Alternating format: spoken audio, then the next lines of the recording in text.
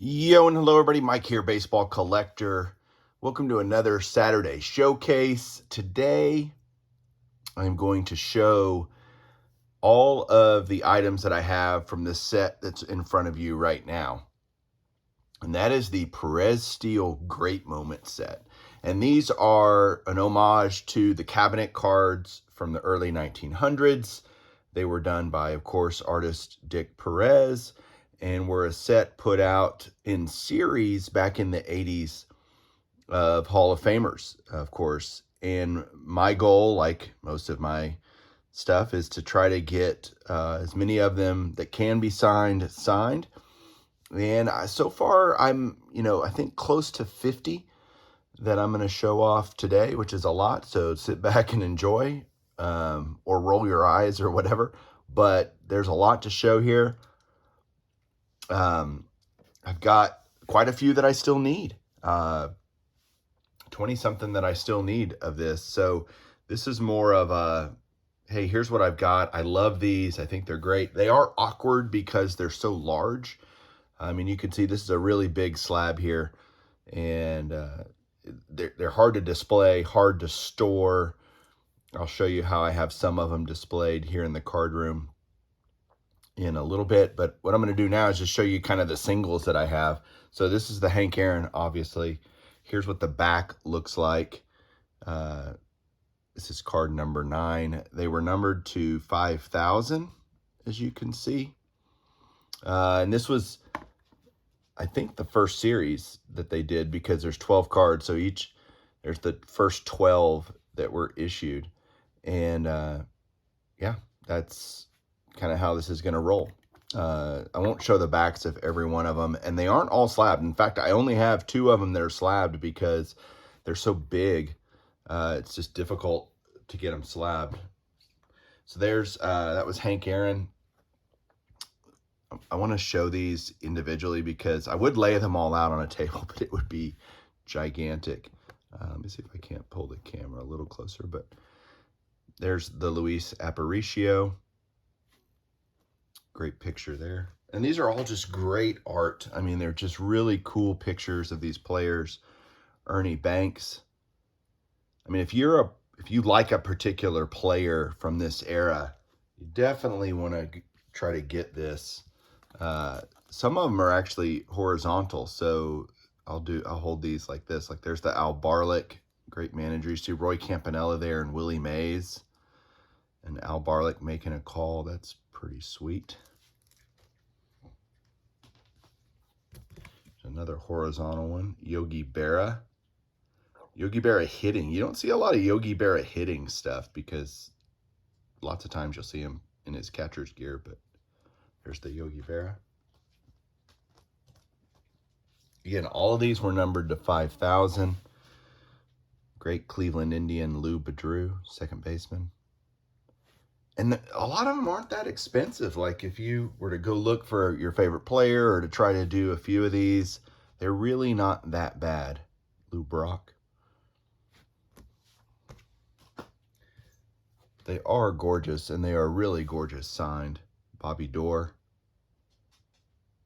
And I love it because they usually sign in much bigger because they have so much more space, unlike a card or something where their autograph gets compressed.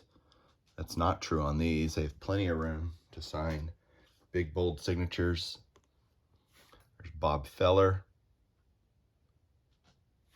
These are just really great. Rick Farrell. See how this is perfect? That, I mean, these were just made to have signatures on them. And most of mine, by the way, like there's the Farrell. It's Beckett certified. A lot of them are JSA. So almost all of these are authenticated, although none of them are truly high dollar. There's, that I have anyway. There's the Raleigh Fingers. But like the Hank Aaron slabbed, I'm missing Mantle. So there's some key guys that I don't have that I would love to add someday. But there's Raleigh Finger. Look how pretty. I mean, Whitey Ford.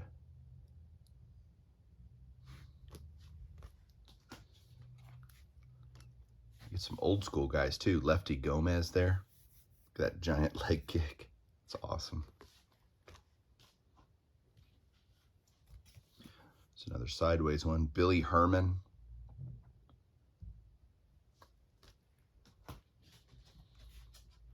The great screwballer Carl Hubble.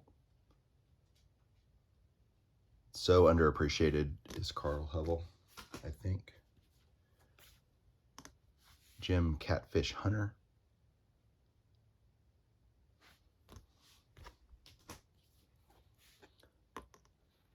Monty Irvin. Now, some of the guys like Monty Irvin, I happen to have two of. Obviously, the one on the right, much more bold signature, although I love them both.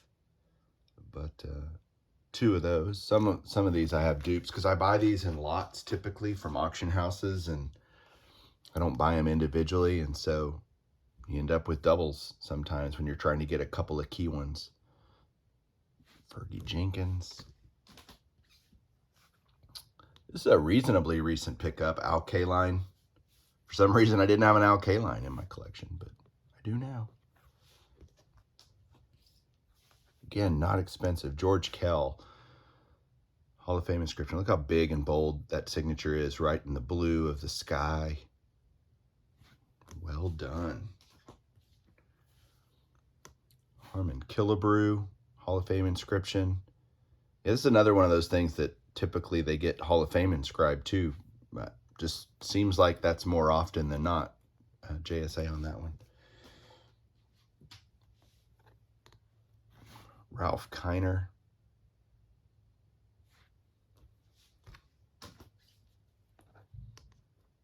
Bob Lemon. It's got some great Negro Leaguers in it too, which is awesome. Buck Leonard is in this set, wearing his Homestead Grays uniform. Al Lopez, Hall of Fame inscribed. Another Hall of Fame inscription for Eddie Matthews. That's really cool looking.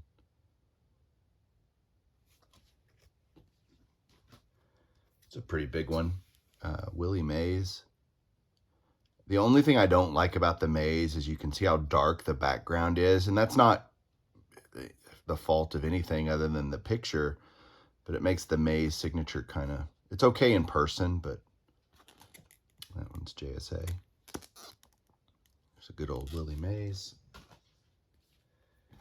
I have not one, but two Willie McCoveys.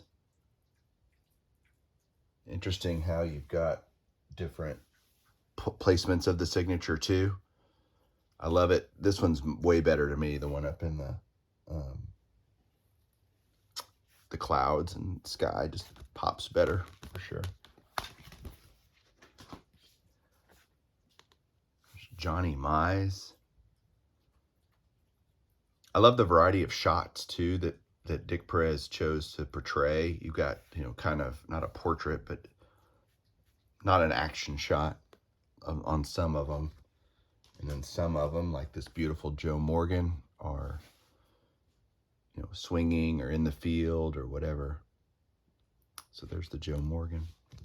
You can see I've got a lot of these. Hal Newhouser, two-time MVP.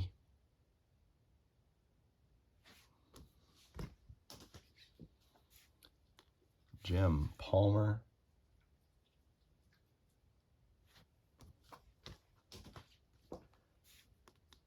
Gaylord Perry. I hope as you're watching, you're just enjoying the beauty and maybe seeing a few that, yeah, I wouldn't mind going and grabbing that of my favorite player, Robin Roberts. I know a few Phillies guys that like Robin Roberts. There's a very cool piece of him. Got 1, 2 Brooks Robinsons. It's neat. He's signed similarly on both of them in terms of placement of the autograph. This one has a Hall of Fame inscription. So 2 Brooksies.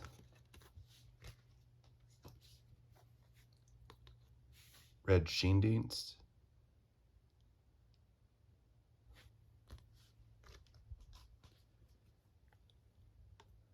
One, two Enos Slaughters.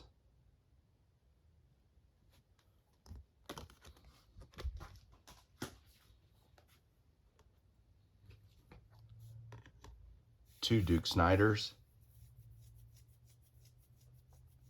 Yep, awesome.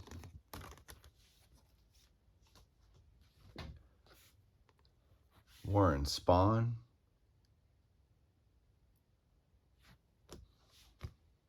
Again, still need some pretty critical guys. Hoyt Wilhelm there.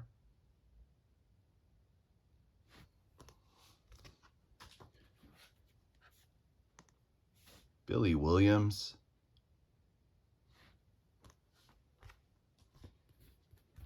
Here's my second slabbed one that I have, and that's Ted Williams. This is just not something I'd want to buy, as much as Ted's autograph is faked, that wasn't authenticated. I mean, it looks good, but you never, I'd always rather have another opinion. So there's the Ted. And then the last of these that I'm going to show individually is Early Win. So now I'm going to take you up and show you the ones that are on the wall and show you how I've displayed them. And if only I had more wall space and unlimited funds, all of these would be displayed. But here's the ones that I do have displayed. Hang on one second. Okay, so right here on my wall of my card room, which is the wall I look at all the time, these two prominent great pieces, but they're framed and surrounded by some great moments. And up there at the top is Ray Dandridge, great Negro Leaguer. Carl Yastrzemski, sorry for the glare. Johnny Bench right here. Stan Musial. Sandy Koufax. And you might ask, well, how did you decide which ones to put on the wall and which ones not? I don't know, just ones I liked. There is Hall of Fame catcher Bill Dickey, Juan Marichal, Pee Wee Reese, Pop Stargell. At the very top is Charlie Gehringer. So I have 10 of them here. And I suppose I could, shrink the amount of space that's in between them. I could literally, squinch them together and get probably twice as many around the wall. But I don't know. Let me know what you think down below. Should I get some more frames and really pack this wall with great moments, autographs? But there you go. That's it, guys. I hope you have a good one. Happy weekend and keep collecting.